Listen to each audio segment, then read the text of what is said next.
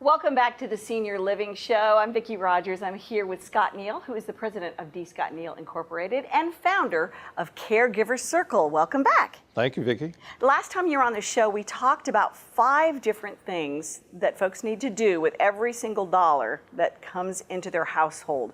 And we're going to drill down a little bit more specifically on that, right? Tell us about it. Yeah. Well, the 5 things, to recap those, all the money that comes in has to go in one of 5 places. It goes to pay your taxes, goes to pay on your debt, you give some, you save some, and you spend the rest. And it's the spending decision that really determines your living standard. And so housing ultimately becomes one of the largest components of that spending.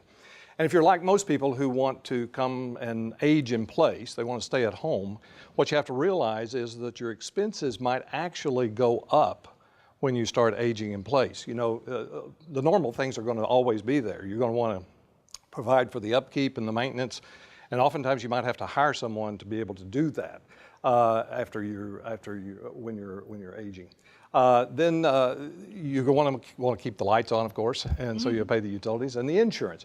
And so in our cash flow forecast or projection, I want to group the expenses into areas that will impact a future decision. So, for example, the housing. Typically, people will put insurance all together in one category of a budget, and they'll say, okay, the health insurance and the life insurance and the house insurance and the car insurance and all that sort of thing. We believe that you ought to group the decision-making categories together. So you would put the house insurance there with the house. And so usually medical expenses begin to take on added significance later on in life now, as well. Isn't it hard to plan for medical expenses? How do you do that? Well, not really. In fact, medical expenses can oftentimes be one of the easiest categories to plan around, because if you have health insurance, typically the health insurance will define the amount of the deductible, define the copay, and will define some lifetime maximum as well as some annual maximum that they will pay for your care. So we believe that that's one of the easier categories to. In fact, we encourage people to put their annual maximum in their operating budget for the year, and if you don't spend it on health care, you'll spend it on something that's a little more fun. Indeed. And now there's a term called balance billing. Explain that to us. Yeah, that can really blow the best laid plan.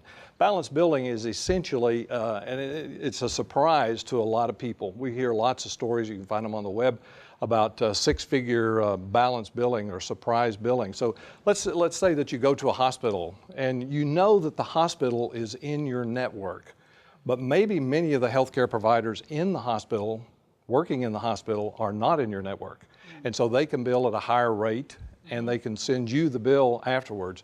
A lot of them total up to 6 figures. And then, so how do you deal with that? What do you do? Well, Vicki, we actually encourage people to plan for I know no one wants to go to the hospital, but we actually encourage people to plan for their hospital stay. And in addition, and we'll talk about that in a future segment in more detail, but we actually encourage everyone to have a rolling budget, a rolling forecast of their expenditures over the next 12 months. And how does that work?